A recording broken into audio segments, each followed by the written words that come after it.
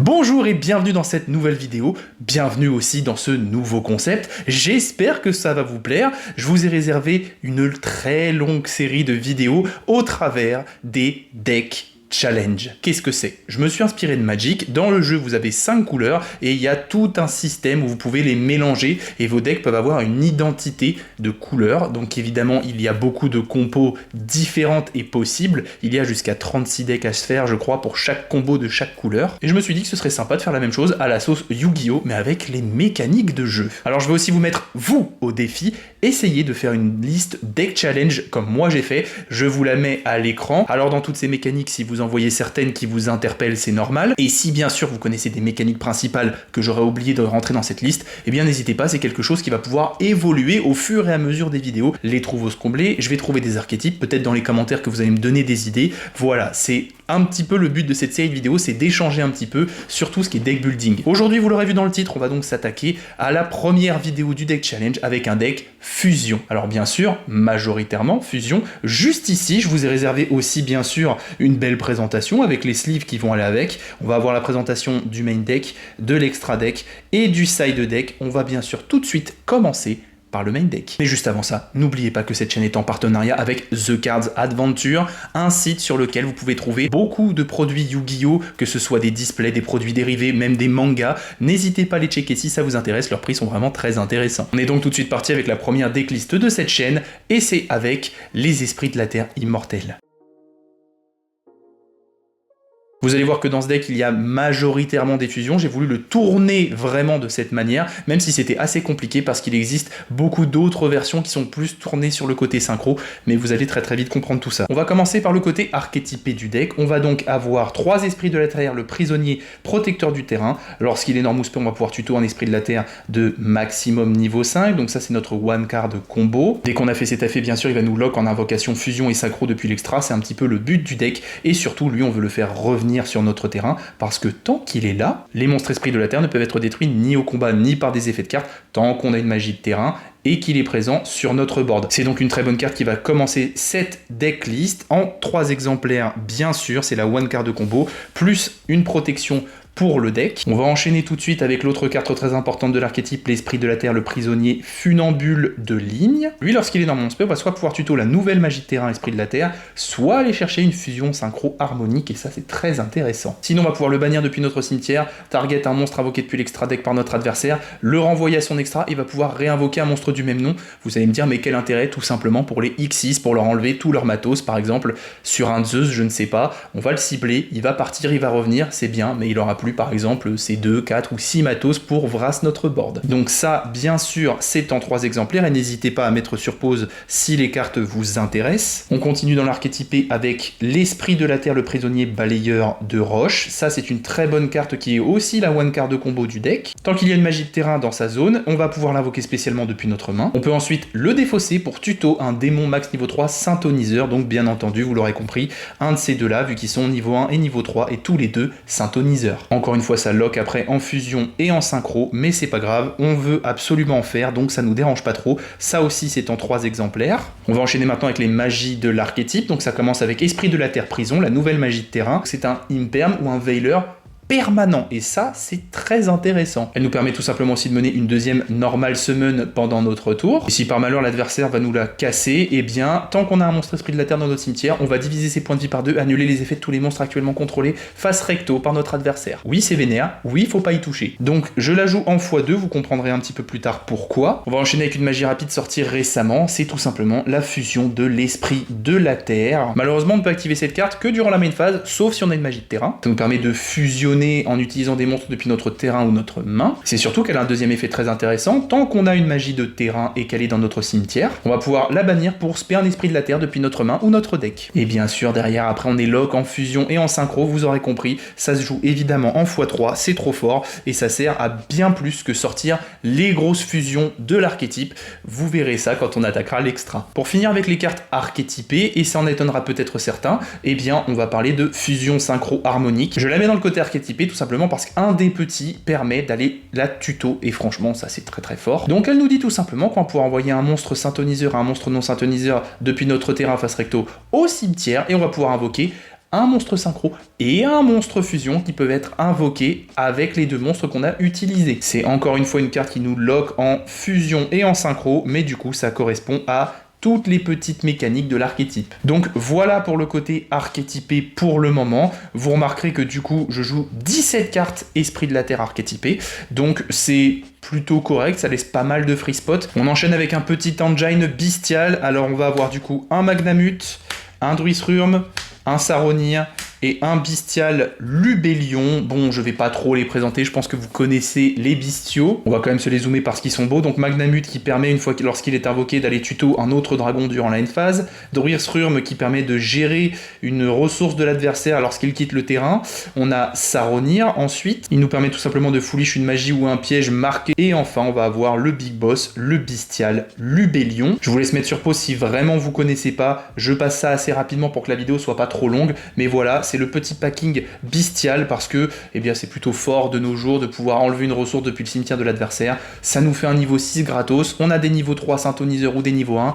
Voilà, c'est pour vraiment faire une grosse versatilité au niveau de l'extra deck, mais on verra ça tout à l'heure. Donc on joue un tout petit packing bestial. On va enchaîner avec une carte qui pourra en étonner peut-être certains, c'est tout simplement Tour Guide, et bien elle est là parce que si on l'a dans la main avec une fusion synchro harmonique, ça fait des petites dingueries, c'est plutôt pas mal. Et maintenant on va rentrer dans le côté end trap. Il en faut forcément, il faut renforcer la consistance du deck, ou en tout cas les réponses qu'il peut donner à l'adversaire, parce que l'archétype en lui-même en a un petit peu, mais c'est pas non plus incroyable. Du coup, bien évidemment, on va jouer 2 Floraison de Cendres et Joyeux de Printemps, et j'aimerais bien que le focus se fasse. Voilà, c'est un petit peu mieux. Donc on a une jolie hache, qui est, je sais pas si on arrive à le voir, mais en Ultimate Rare de Rarity Collection. Voilà, c'est mon petit kiff pour pimper, pour vous présenter dans ces vidéos, autant que ce soit des belles cartes.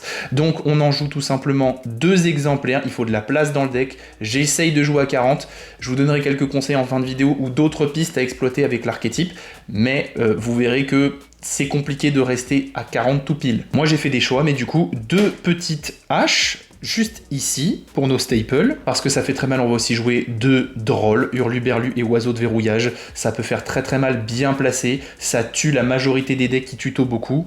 Donc 2 exemplaires encore une fois. Et pour terminer, parce que ça fait très mal à Snake Eye, surtout à un certain Fren, on va jouer 2 copies d'Infini éphémère, qui là aussi, ça se voit pas très bien, mais est en Ultimate Rare de Rarity Collection. Donc on a un petit packing de 6 end trap. Je vais le poser juste ici à côté des tours guides, et maintenant on va passer à la partie staple qui représente quand même un quart du deck. Pour tout ce qui est end-trap et staple, d'ailleurs, je ne précise pas les effets, je trouve et je pense que vous connaissez déjà. Si jamais vous ne connaissez pas, mettez sur pause encore une fois. Mais donc on va jouer le talent des triples tactiques. Ça, bon, c'est très versatile, donc c'est très pratique évidemment. Ça va nous permettre soit de draw, c'est généralement ce qu'on va chercher parce que le deck a besoin de cartes vraiment pour tourner. Contrairement à d'autres decks qui ont beaucoup de one card combo ou de tuto, celui-là un peu moins, on cherche quand même certaines cartes clés pour que ça démarre. Donc ça, c'est majoritairement pour ça, et parce que c'est de la pioche plutôt gratos. Le deck est assez frileux au end trap, donc il faut pouvoir avoir un peu de recovery et ça passe par ça. On va en jouer bien sûr 3 exemplaires juste ici.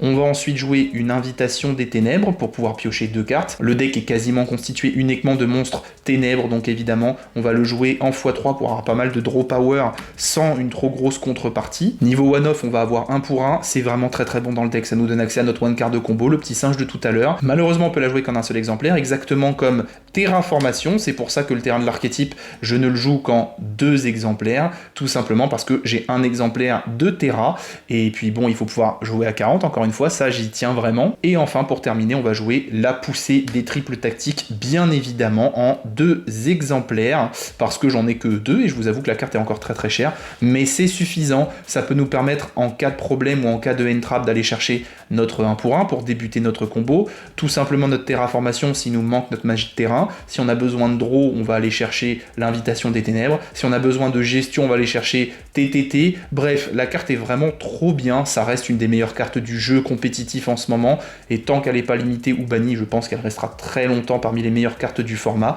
Donc voilà, vous avez la constitution du deck à 40 cartes. Vous avez la possibilité de rajouter, si vous le souhaitez pour jouer un peu plus qu'à 40, eh bien le Ranguin du Marqué et la Bête du Marqué. Vu que vous jouez un petit packing bestial, c'est très intéressant de les jouer tout simplement parce que ça permet de recycler les cartes qui sont bannies et de piocher. C'est quand même très très fort dans un archétype où justement on va bannir les cartes depuis notre cimetière pour faire des effets.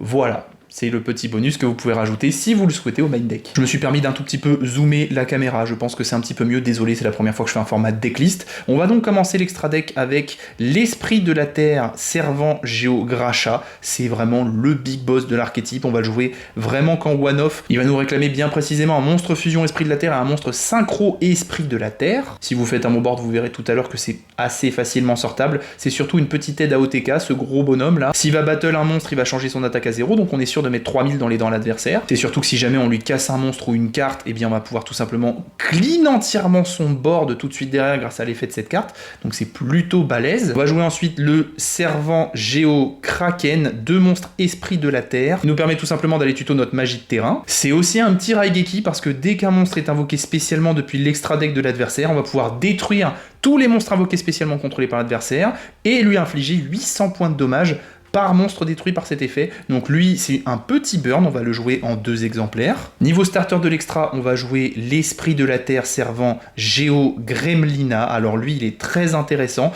parce que lorsqu'il est invoqué spécialement, on va pouvoir tuto un monstre Esprit de la Terre directement depuis notre deck à notre main. Donc ça sert à continuer nos combos. C'est lui généralement qu'on va sortir au tout début. Il va aussi aider à l'OTK parce qu'il nous permet de cibler un monstre synchro ténèbres qu'on contrôle et va pouvoir battle directement l'adversaire. Vous verrez dans la suite de cet extra que ça peut faire vite très mal. Et niveau burn, vous aurez compris que j'adore ça, donc c'est pour ça que j'ai crafté ce deck. Si jamais un ou plusieurs monstres contrôlés par l'adversaire sont détruits par un effet de carte Esprit de la Terre, on va pouvoir cibler un de ces monstres et burn l'adversaire de l'attaque du monstre détruit. Donc je sais pas, on détruit un dragon blanc aux yeux bleus, c'est l'exemple bateau, et ben on va lui mettre 3000 dans les dents. Donc ça on va bien sûr le jouer en 2 exemplaires. Je vous parlais tout à l'heure d'un truc plutôt intéressant qu'on pouvait faire avec la fusion en magie rapide Esprit de la Terre. Par exemple, je sais pas, un petit gardien chimère pendant le tour de l'adversaire en utilisant 3 cartes. Donc généralement on va draw et en plus on va péter 2 cartes qu'il contrôle.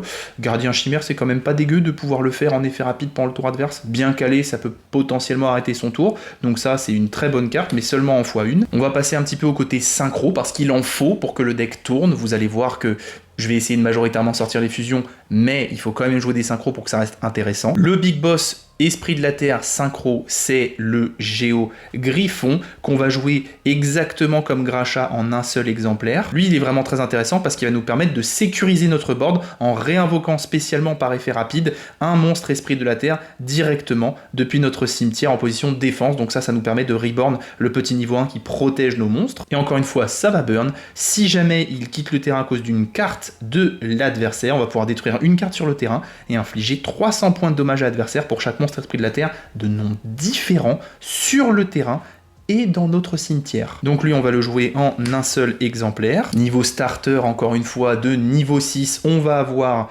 l'Esprit de la Terre Servant Géo Gremlin et pas Gremlina, vous voyez que les deux se complètent. On a donc le niveau 6 en fusion et en synchro, donc lui, il va avoir un effet rapide assez sympa. On va pouvoir target un monstre contrôlé par l'adversaire, soit le détruire, ou soit gagner des points de vie égaux à l'attaque du monstre. Donc ça, c'est plutôt intéressant au niveau du time, encore une fois. Ça peut être plutôt cool au niveau compétitif. Et sinon, et là vous allez comprendre pourquoi il est bien, en effet rapide pendant la battle, on va pouvoir invoquer par fusion un monstre Esprit de la Terre en utilisant directement des matériaux depuis notre main terrain ou cimetière. Bien sûr, on doit bannir les matos, mais vous avez compris que avec ce petit bonhomme, en battle, si par exemple on a les 2 petits, on va battle, lui déjà va permettre à lui de taper directement, et ensuite, une fois qu'il a tapé, on va pouvoir fusionner les deux pour faire Gracha.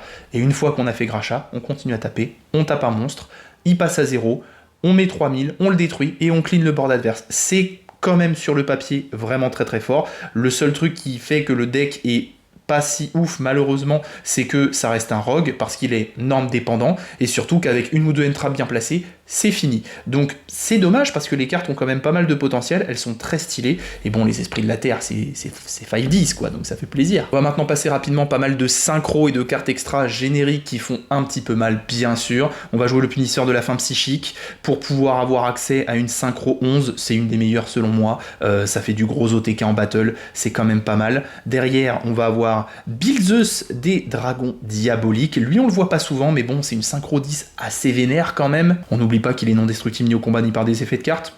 Voilà, c'est quand même un petit peu embêtant. Il permet de gagner des points de vie, il permet de faire très très mal. Et bon, je ne suis pas sans vous rappeler que j'ai une petite carte qui dit on cible un monstre synchro, il peut battle directement à 4000.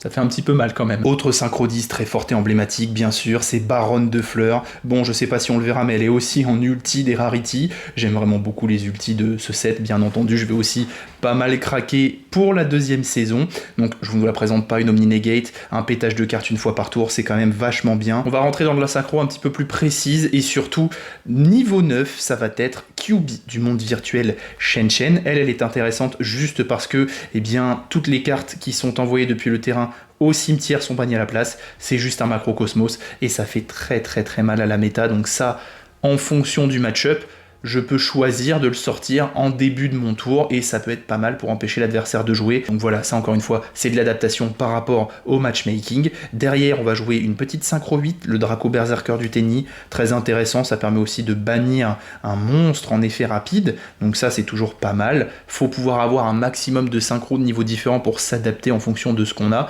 N'oublions pas qu'on joue TTT, qu'on peut voler un monstre de l'adversaire. Si c'est pour faire un petit Draco Berserker, c'est pas mal. Et pour finir, on va jouer le super tueur des étoiles Typhon parce que c'est une X6 un peu trop gratuite. On va la faire par-dessus le monstre avec la plus haute attaque. Et voilà, vous avez le petit extra deck. Je refais un petit focus histoire que vous voyez bien.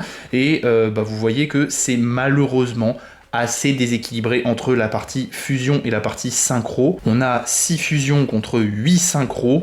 Malheureusement, c'est très difficile d'avoir une decklist vraiment centrée autour des fusions qui fonctionne bien. Il faut obligatoirement jouer un petit peu de synchro, mais moi je le considère quand même majoritairement comme un deck fusion parce que je vais essayer très souvent d'avoir ce petit bonhomme, ce gros bonhomme et de faire gardien chimère le plus possible et d'avoir un board beaucoup plus fusion que synchro. Maintenant, dernier aspect du deck, le side. Alors le side c'est toujours un petit peu compliqué pour certains joueurs, compétitifs ou non, il faut faire des choix, il faut savoir quelles sont les 15 cartes qui vont sortir de telle ou telle situation. Moi les choix que j'ai fait ici correspondent à des choses qu'on peut trouver dans la méta et qui peuvent être utiles, mais voilà, après ce sont mes choix, bien sûr un side peut beaucoup changer, il n'empêche que pour moi un petit appelé par la tombe ça mange pas de pain, surtout dans le jeu actuel. On enchaîne avec bien sûr un petit orage foudroyant, ça sert à clean les boards, quand on go 2 c'est très très bien, n'oublions pas qu'on a PTT en x2 dans le deck, donc on joue 2 orages foudroyants. Bien sûr, vu qu'on joue des fusions, on va jouer Super Poli en 3 exemplaires. Cette carte est beaucoup trop forte pour ne pas la jouer. En fait, on peut utiliser 2 monstres sur le terrain de l'adversaire et faire une de nos fusions target.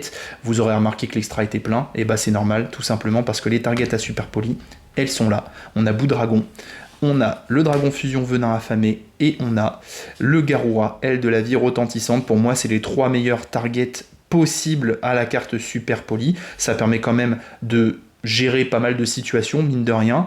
On enchaîne avec, bien entendu, à force égale, tutorisable encore une fois sur PTT. Pour cleaner des boards, il n'y a pas mieux. On va la jouer en 2 exemplaires. Et après ça, vous êtes libre de jouer 4 cartes comme bon vous semble. Je vous avoue que j'ai pas vraiment bosser le side parce que le deck je ne le joue pas forcément très souvent, mais j'ai essayé de vous sortir quelque chose de cohérent qui peut bien fonctionner. Bref, voilà, ça c'est mon petit side perso. Et maintenant je vous propose de passer à la partie que certains d'entre vous attendent certainement le plus, ce sont les combos.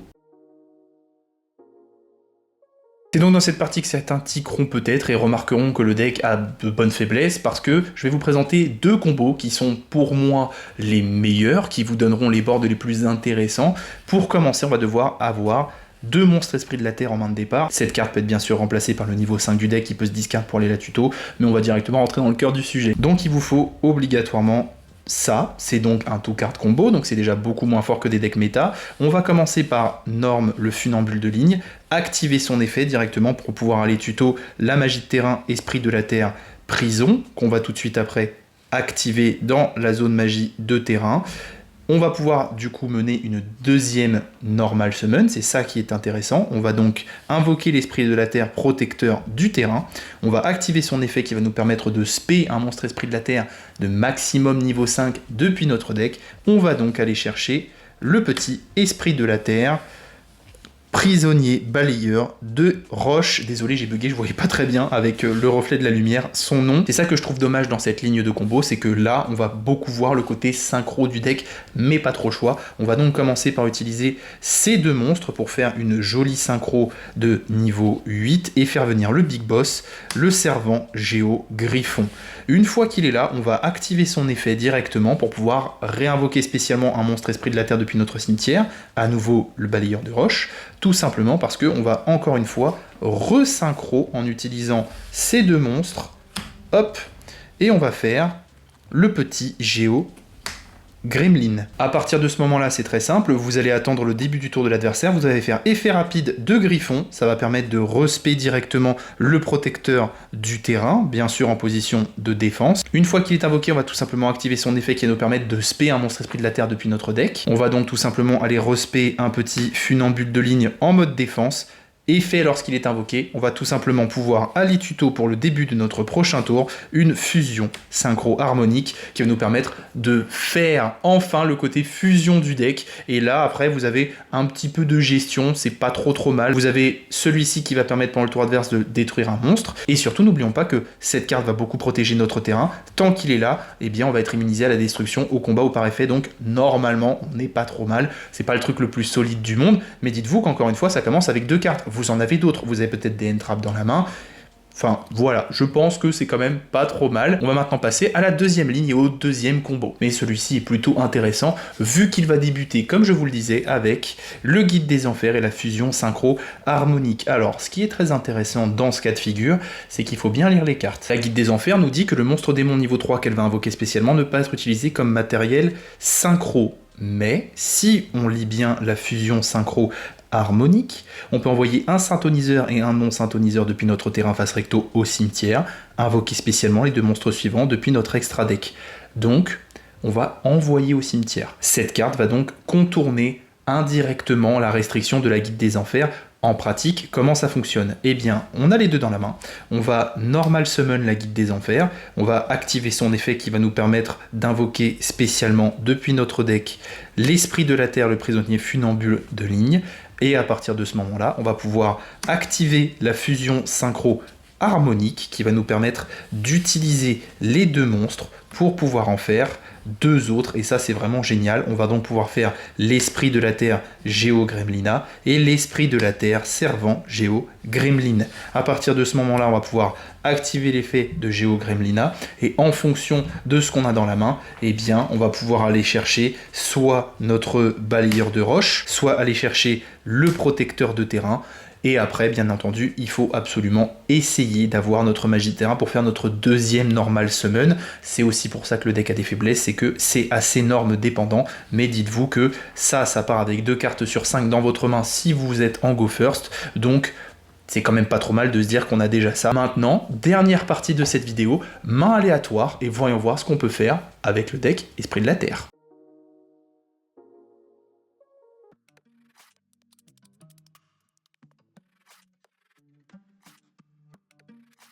Allez, hop, on coupe comme à l'ancienne, tac, et on va se faire une petite main de départ. Ok,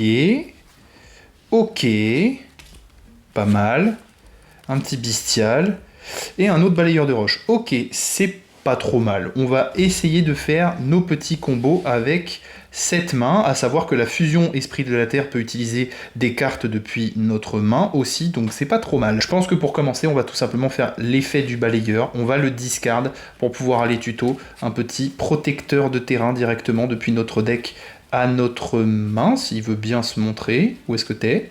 Ici, hop, juste là, impeccable. Donc on va l'ajouter à notre main, on est quand même pas trop mal là actuellement. On va commencer par activer la petite magie de terrain qui va nous donner une normale summon supplémentaire, ça va être assez intéressant. À partir de ce moment-là, on va norme notre protecteur du terrain. On va activer son effet pour aller directement spé depuis le deck.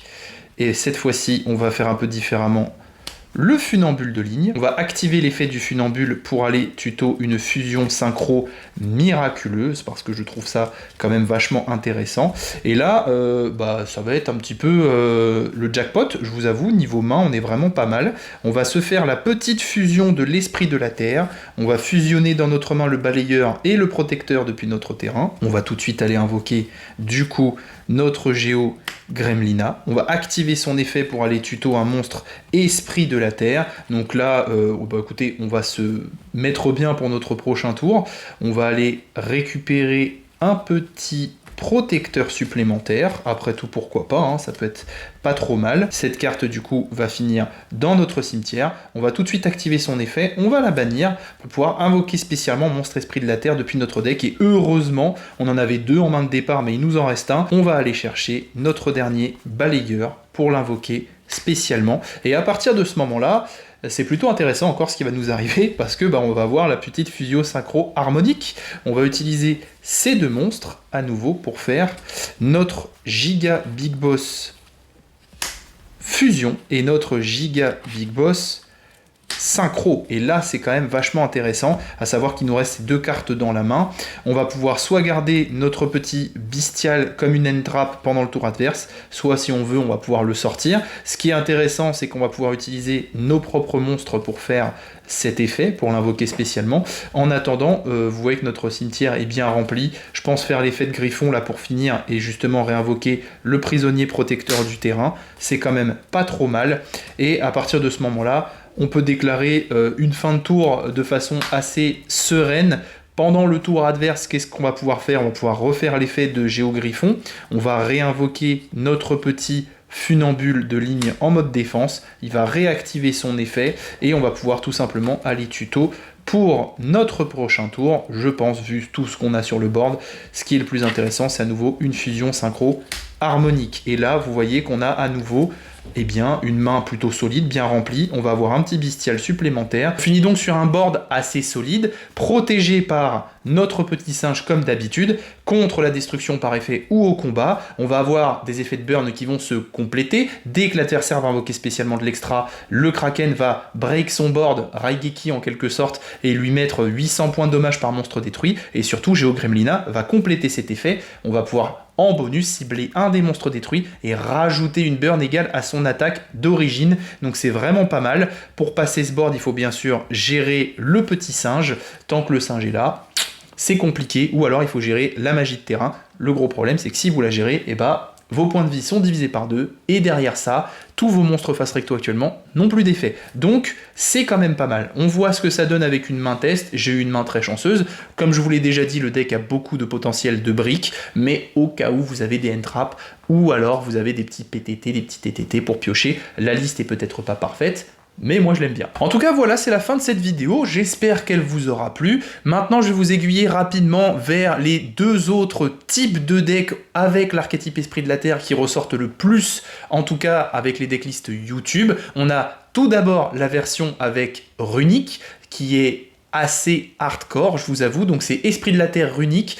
Pas mal joué, pas mal stun contrôle. On sort les petits esprits de la terre quand on en a besoin. Ça peut aussi permettre de sortir des synchros un peu horribles. Je vous avoue, c'est horrible. Allez voir sur YouTube, mettez decklist esprit de la terre runique, vous allez voir, il y a plein de vidéos. Et la deuxième façon de jouer le deck est un peu plus intéressante, je trouve. C'est tout simplement esprit de la terre avec Red Resonator, et à partir de ce moment-là, tout votre extra deck va tourner autour des grosses cartes Red Dragon. Donc on a le bouillant, on a tous les gros monstres synchro de Jack Atlas, et ça c'est plutôt stylé. La prochaine vidéo deck challenge sortira dans 2 mois, vous en aurez une tous les 2 mois, le temps que je connaisse un petit peu les decks, que je puisse les pratiquer et bien vous expliquer. Et dans la prochaine vidéo, on s'attaquera au deck synchro, parce que oui, pour l'instant il va y avoir un sens logique. On va faire tout l'extra deck par ordre chronologique, donc un deck fusion, synchro, Xyz, puis lien, et après on va s'attaquer à des petits trucs un peu plus particuliers, des rituels, des pendules, enfin bref, vous verrez, je vous remets la liste juste ici pendant que je parle. N'hésitez pas à faire une capture d'écran, où je vous mets une pièce jointe aussi dans la description, vous allez pouvoir avoir cette liste de votre côté, la remplir, et n'hésitez surtout pas à me la partager, ça m'intéresse. Le deck challenge est lancé, est-ce que vous aussi vous réussirez à faire 30 decks? On verra bien. Je vous dis à très bientôt dans une prochaine vidéo. C'était Slifer.